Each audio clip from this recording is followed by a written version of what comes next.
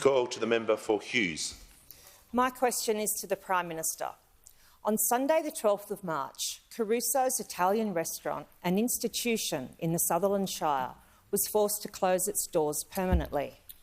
Owners Rocky and Karen Pitarelli have cited rising electricity costs, rising labour costs and staff shortages as reasons for their closure.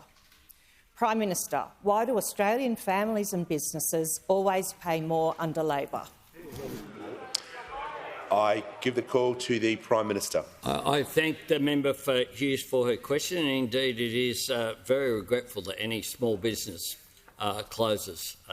Caruso's restaurant in the Leader of the Opposition. I cannot hear what the Prime Minister is saying. Order. Prime Minister will return to the question, and he has the call. And that is why we are conscious of these issues. That is precisely why we've taken action to take the sting out of power prices and to make sure that the legislation that's before the parliament at the moment, the safeguard mechanism, is also aimed at promoting investment in the energy sector. The business community say that that's the case.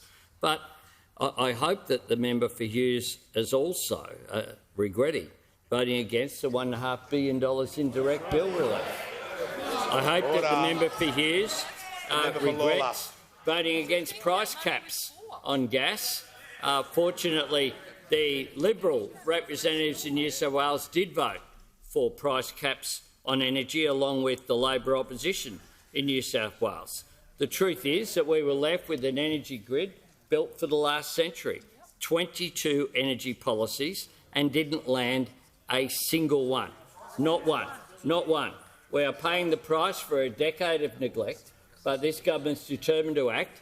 That's why we have legislation before this parliament, and I'd encourage the member for Hughes to vote for that legislation and vote for, therefore, an increase in the supply of energy, which will have an impact. And you had the opportunity to vote for lower prices last December, and you chose to vote against it. The member for Hume will cease interjecting. Give the call to the member for Jagga Jagga. Thank you, Mr Speaker. My question is to the Prime Minister. Today marks the 10th anniversary of the national apology for forced adoptions. Why was the apology necessary, and why is it still important 10 years later?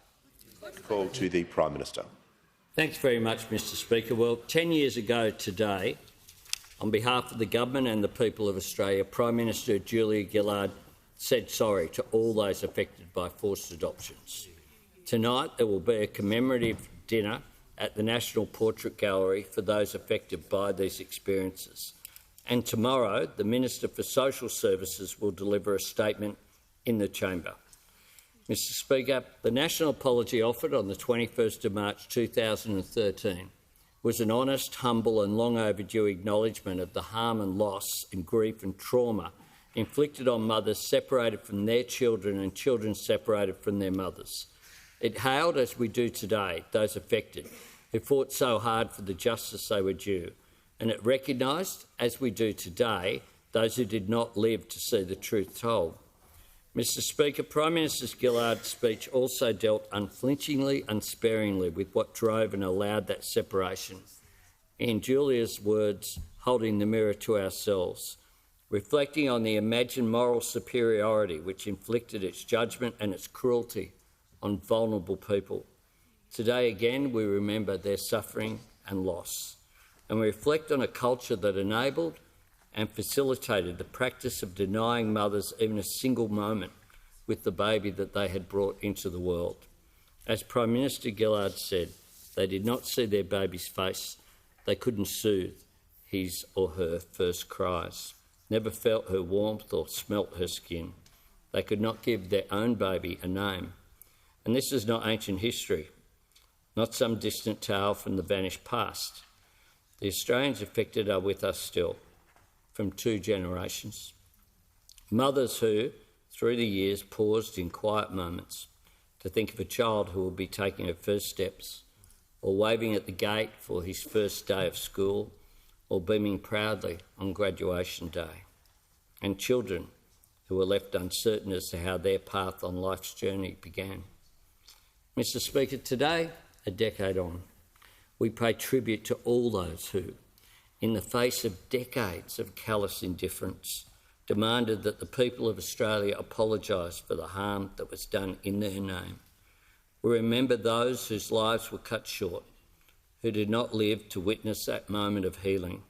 We salute the leadership of Julia Gillard and the advocacy of Jenny Macklin and those such as Steve Irons, who played such an important role in those events of 10 years ago. And we vow to heed the lessons of this chapter in our nation's history, to reach for empathy, humility and humanity before we leap to judgment. And to remember that strength in leadership is not defined simply by the exercise of power. Strength is about accountability and telling the truth, even when that truth is uncomfortable or hard to bear. Long may Australia remember this anniversary, which will be commemorated this evening with a dinner, and then we in the Parliament tomorrow will commemorate it across both sides of this chamber. But long may we honour those who, even though it was so difficult for them, gave us one of the finest moments in this Parliament's history.